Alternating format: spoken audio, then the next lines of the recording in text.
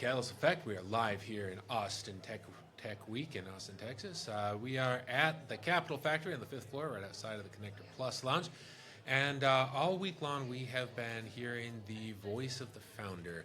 And founders often, they find an audience that have a specific problem they know how to solve, they create a solution, and then they want to take that solution to market. And they want to build the right team to do that with. And they start realizing that specialists and professionals exist for a reason. A lot of times they shouldn't be the one trying to build that team and build that strategy on their own. They need to have the right group of people step in alongside with them to put that together. And I'm here with Dan Major. Dan, that is exactly what you do, right? Especially with building the right teams for go-to-market strategies. That's exactly right. Yeah, thank you very much for having me on. And that is exactly what we do. Yeah, we're a go-to-market recruitment agency. So we work with businesses that are in kind of the SaaS tech AI kind of space and help to build out their teams, whether that's sales, product, marketing, anything sort of within the revenue engine of a business is where we come in and help, serving kind of all across the US. We started in London sort of 10 or 11 years ago. I joined 4 or 5 years ago, originally in London, and now over here in the States. Awesome. So I have worked with some startups. Obviously, I've built Contalo from, at first it was me, and then got a couple of contracts and hired some more folks, and then grew. And finding somebody that understood what I was doing and who my customer was and what those opportunities were.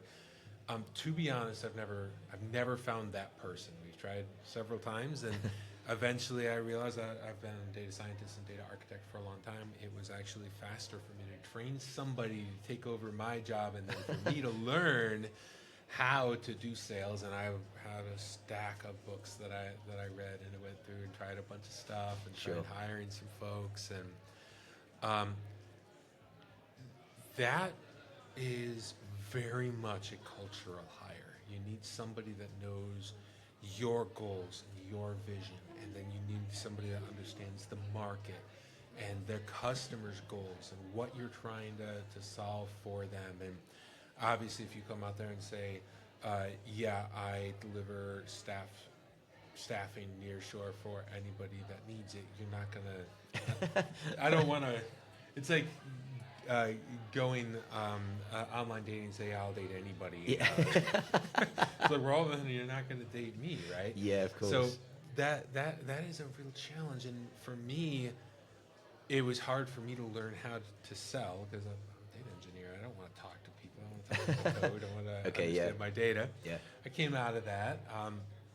But then for me to find a salesperson, thank God Javi just kind of came across our path, and she's been doing an amazing job.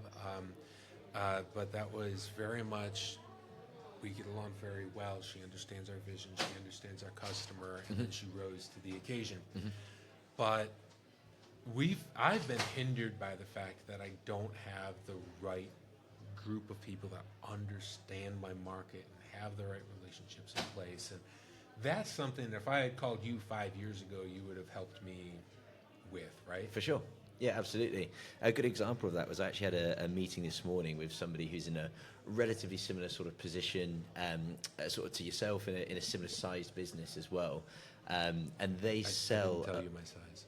Sorry, I didn't tell you my size. No, but I've looked you guys up. Oh, okay. And I also spoke to Javi. Of course you did. I spoke to Javi a couple of times, at the happy hours as well, obviously. Yeah. No, so I had a meeting this morning, and he said that they sell a lot through the channel, and so therefore finding people that have sort of existing partner relationships can be quite challenging. And in fact, he also mentioned that he could probably do all of the hiring himself in Austin. He's got a great network himself here, but now he needs to hire for some people in Dallas and San Antonio, and eventually it will be further afield than that as well. It just doesn't have the network. So that's where then we might come in, where he's obviously got an actual job, a day job to do, rather than go and find these people. So we might. And It's amazing how I'm from a fintech and a logistics background. I've done a lot with med tech, and their seasonality is very prevalent. And that the seasonality, you're not going to hire a strong salesperson in November. They're waiting until January to get their annual bonus, and so you're not. If you need a sales or regional salesperson in August, you're going to have the right one is not coming to you at that point in time. But then also regionally, you go into Philadelphia, you have people that have insurance experience, and then you go into Atlanta, and it's very much logistics. And you go up into Chattanooga, it's all rail tech. Everybody knows about rail, and you come into Austin, and it's everything. Crypto is huge here. Yeah. You go up into Dallas, and it's very health tech, and everybody has done something for the airlines out of Okay, Dallas. really? So the industry changes dramatically, and with skills like in Central America, we work a lot out of Nicaragua. If I need people that do automation specialists, we're not hiring those folks in Nicaragua. We have to go to Guatemala or Argentina. And so it's taken me 10 years to learn the globalization of the way that talent and industries cluster, along with the seasonality, because a lot of the seasonalities, for example, in Philadelphia, for some reason, everybody goes October to September. So they're bonusing out in November. And you can easily pick up a salesperson November, December. You're not doing that in Dallas. Okay, that's So, interesting. Yeah, and especially go-to-market strategies, you need to know those things. And more importantly, I don't want somebody that generally understands the concepts like I've just spewed off in 30 seconds. Completely different world. Yeah, for sure.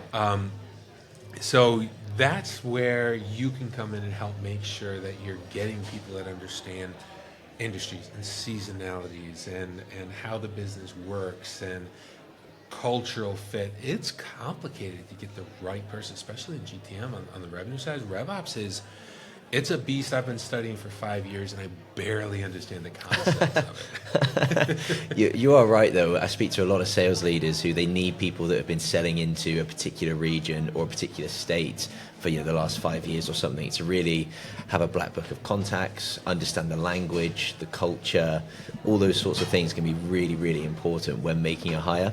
I've had a couple of meetings this week that was exactly the same. They need people in Austin that know Austin specifically, not just Texas. It's got to be Austin. They need to have a kind of a long list of contacts here. Need to have a history of selling into the space. Obviously, doing very well against the quota they've been set over multiple years. So that really resonates with a lot of the clients that we work with. Especially you start at that point getting into non-competes and all those things. There's as soon as you think you've got it figured out, something has changed. RevOps is then you're now driving into everybody wants to use AI for something, especially in RevOps. How are they going to do that? Yeah, big time. So now somebody with 30 years of experience and a big book might not be ideal for some of these startups where they're looking for something agile and able to pivot quickly. And yeah, for sure, particularly with startups as well, because obviously it takes a lot of energy, a lot of work and effort to get something up off the ground. So quite often I'll get told they'll sort of keep it hush hush because legally it might not be allowed to say this, but they're like, I need someone with a lot of energy. So they're saying they need someone that's kind of youthful, somebody that's got 30 years of experience. That might actually turn them off because they don't want somebody that's looking for their last post before they're going to retire. They're looking for somebody who really wants to grow with the business and has got that energy to be like the catalyst for their business to continue to grow. Mike Weinberg wrote New Sales Simplified and Sales Management Simplified, and he talks a lot about the difference between a hunter and a farmer, and how what you've ended up with is somebody that's been in a post very successful for a very long time, and they're the shark, but they're actually a farmer. Because what they've done is they've took an existing book of customers and they've groomed it and they've developed it, and now you take them somewhere where you don't have that and you can't access those farm grounds anymore, and they got to go out and they got to hunt and they got to get the new sale, and they don't know how to do it. And even if they do, they don't have the energy for it. Because it's very easy to be complacent when things are. So for me, I understand now, okay, I've got people who are driving new sales. That's your job. Your entire compensation structures are on new sales. And then we have the account managers whose job it is to keep them those accounts growing and attend those accounts and keep them happy. And that compensation structure is very, very different. And their responsibilities are very, very different. Your startup sucks. That's his podcast. Your Startup Sucks. Check it out. Better a good time with him this week. So knowing those things, a lot of startups that want to go out and hire somebody that knows everybody and has 30 years of experience, but a lot of times those folks they've been sitting on the same accounts for 20 years. Yeah. And they've been tending and minding those accounts, and you need those people, but that's not your first guy. Your first guy is the person that can walk in and build a relationship out of nothing. Absolutely. And can walk in and say, hey, the product does not meet the requirement. I'm going to sell this, and you're going to fix the product, and have no compulsion about doing that.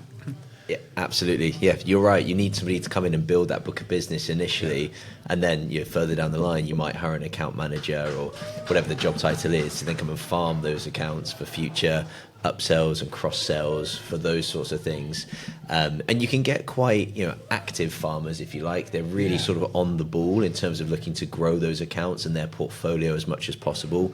But it is a different skill set to go and win that account initially, and like you say, make a relationship out of nothing. That is harder. That is a different skill set. Yeah. And as you say, when you're making your first hire as a startup in sales, you need somebody that's a true hunter that really loves it, is obviously successful at it as well, and can build a portfolio up from nothing. It's not easy. It's a hard skill. It is, and our key account managers, they have gotten very good at saying, hey, Rob, I'm trying to get in over here, and I see that you worked there and you know these 3 people. Can you make this introduction? So they're opening the door, but they're doing it in a very relationship-centric and relationship growth way. And the account manager can do that. And they have the reputation and they have the prestige and the connection with that account. But the person that can go and kick down the door and walk in and say, I'm here to solve your problems, and I'm going to call you at 9 o'clock at night, and we're going to figure this out. That is a different person. And so for me, I'm a data scientist. So for me, I'm saying, okay, all right, I read Jeb Blount's Fanatical Prospecting. So, okay, I need to build a list. And once I build a list, I'm a data scientist, I can build a list. All right, so now I'm going to hire some people, and we're going to do 400 dials a day. And so I have 3 people, and there's 1,200 dials a day. And if we have a 6% answer rate, and then I can go through and say, okay, so if I have 4 people dialing, we're making 1,600 dials cold per day. I should be able to get 3 new clients per month. Yep. It doesn't work that way. It does not work that way, because it doesn't matter how many times I beat on your door in the middle of the night. If you don't know who I am, and if I don't have a strategy to access you, I'm not getting in. And just beat, transaction, automate the email, send a million emails. This does not translate into new business. Yeah. And so, a little surprising for you, what I found that works is I get a big banner, I get some microphones, some cameras, get a couple of good staff members, and we go down to Tech Week and we talk to folks. Yeah. You would have walked right past me if we were anywhere else. But sit down, give you a platform, provide you something valuable. And now we're going to talk about how we can grow each other's opportunities and profit off, help each other benefit from. Yeah, absolutely. That's what I found that works. This would not work for everybody. So having the right team, and founder-based marketing is amazing until you get the founder that is just chronically unlikable, which we've had one of those. I've met a few of them. 40. And in that case, founder-based marketing does not work, and you need somebody that can build a GTM that does work and go out and hit the market. And For me, I was a fractional chief data architect for a couple of years for a large med tech firm. Okay. I would work 2 hours a day. I'd log in, and my job was to say, "Don't do that. That's dumb. Stop doing dumb stuff." And so my job was to say, "Don't do this. Okay. This doesn't work. Do this other thing instead." Hugely valuable. I mean, that saved them millions of dollars because I know, especially in big data and cloud-based data analytics, what not to do. Got you. And for me, I want a salesperson that knows where to apply the effort and where to apply the investment and where not to. Yep. And knowing the not to, but still having the energy to go out and to do the do. I cannot recruit that person. I need to go to somebody else that can help me recruit that person. I found it was easier for me to become that person than to try to recruit them. So how long have you been doing kind of the sales for in your job then? How long has that been going on for? Since August. Okay. Of last year. Last year. Yeah. And how's it gone so far? We have been growing about 20%. Fantastic. Year over year. Have you enjoyed sort of incorporating that sales bit into your job, or like you said earlier, you're a data guy, that's what you want to do ideally? It has given me an awareness of my customer that I didn't have before. Okay. And it's given me an awareness of where the opportunities are. And also I've learned that I'm good at relational selling. And going out and building relationships and building a network, and then having Javi and my account managers come in and groom those things. And marketing has never worked for me when it was just throwing a message out there. But now that I have, we come to Austin Tech Week, we support the cause, and then we get the email addresses from that, and we make connections, and then we groom those in a very relational style. That has been very fulfilling for me. But at the same time, I am a very experienced fractional CTO, and I'm really enjoying the startup rescues, and we're doing a lot of those. Yeah. So I spend half my day now as fractional CTO, and then I'm a founder of my own company, and then I spend 2-3 hours a day actually driving sales. But I'm not driving the sales; I'm driving the strategy, and Javi's doing the work. Javi and her team. So we started off very much out with me driving it and saying, "Okay, Javi, you do this today, come with me, we're going to Philadelphia." And now it's very much, "Hey, Javi, do we have a good pipeline? Oh, it's not so good? Okay, let's go, we need to beef it up. Let's go to Austin. And here we are. Let's go out to Techstars, let's go to Startup Grind, let's go do something." And we found a cadence that works for us in that. And so for me to come in here and say, "Okay, well, we're not going to go to the small business show." That does not work for us. Our audience is not there. But let's go to Austin. Let's go to innovation hubs, and let's partner with the right people. And then, okay, 1 week per quarter. That's my whole job, and I've loved that. And That's cool. It only works because we have the right team, but that team has just kind of appeared. That makes sense. Well, when you come to these sorts of things, I assume, like you say, you're doing this, all of them. You're giving people something, so you've got more chance of getting something in return. Exactly. Glad to hear you say that, Dan. I can imagine that there's probably, and I understand it, but lots of people that turn up just wanting to get something don't have something to immediately offer, so it can be hard to therefore to drive the business or the contacts that they're looking to gain from these sorts of things. Whereas it makes sense what you're doing. You're really giving something. I study the Bible a lot, and I'm a very faith-focused person. So in a parable, Jesus said, if you want to be the leader of everyone, you have to serve everyone. So if I walk into an environment like this and I say, "All right, I am your new thought leader, listen to me," everybody's going to be like, but if I come in and say, "Hey, I'm here to serve. Let me give you something of value. I've got some expertise. I'm going to offer that to you, and then I'm going to help give you a platform." People come, they sit down, they talk, and they embrace you. So I was speaking with somebody from a venture fund, and that's exactly what she does. She comes in and she says, "How do I serve the founders?" That's how you go and build a network and build your core group, and very service-based. So we're not.